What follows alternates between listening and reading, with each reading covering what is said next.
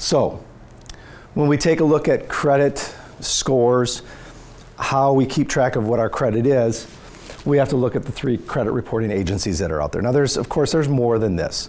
There's the Credit Karmas out there, there's those kind of things. But we know when it comes to most lenders, most creditors, these are the 3 that they're going to use. We have Experian, we have TransUnion, and we have Equifax. Those are the 3 main ones. I put the numbers up there in case you'd ever want to contact them. The website at the bottom, are you familiar with annualcreditreport.com? Okay, because that really, again, this is one of those things where you are entitled to 1 free credit report from each one of these bureaus a year. And for my students, one of the things that I'll have them do is in class we'll sit down with their Chromebooks and I'll have them do a Google search on themselves, or do a annual credit report search on themselves. And most of them say there's nothing here. And I tell them that's good. You don't want anything there because you're 17 years old, you're 16 years old. If you've got something on there, it means somebody's been using it. Now I have to admit, there have been a couple of students that have actually had credit reports that have shown up. And in discussions, it was mom, it was dad. And so that led to a whole different situation, whole different problem that we had to deal with. But it's great to be able to do that. So my recommendation is always this: if you haven't searched for your credit for a while, I think if you're going to look for a car loan, if you're going to look for a credit card, if you're going to look for anything, jump out there and take a look at. If you haven't done it for a while, go ahead and take a look at all 3 of them and see what it has to say. But after you've done that for that first time, then the next year, follow it up and say, okay, on January, I'm going to look at my Experian credit report. I'm going to get a copy sent to me. In June, I'm going to get TransUnion.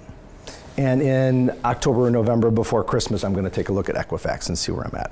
And I just think that's a great habit to get into. Now, the one thing that kind of throws people off with this, though, is that when you get your credit report, it's just the report you get. You don't get the credit score. If you want to get your credit score, you're going to actually have to pay for that. So, any questions on those?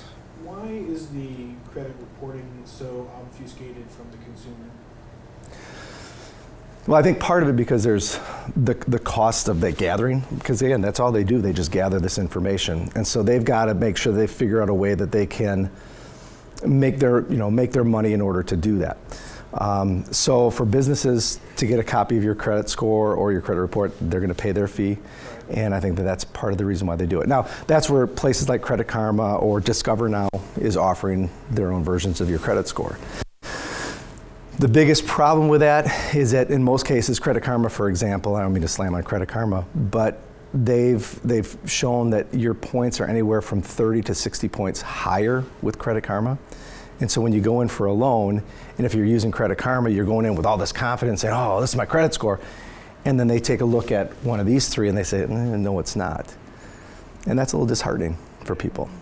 When you do get your FICO, and again, when the FICO score comes to you, usually it's going to come to you if somebody has done a credit search on you, if you're applying for a loan, if you get denied credit, then they're going to give you that information as well. But the score itself, the Fair Isaac and Company score, is determined by these things. 35% is the payment history that you have. So when we talked about building credit scores at the very beginning, and you said, making sure things are paid on time, that really is, statistically the most important thing.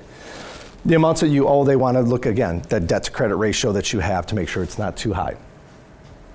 10% is based on any new credit that you're getting. 15% is on the length of credit history, and then 10% is on the credit mix. And we'll talk a little bit more about those things in just a little bit.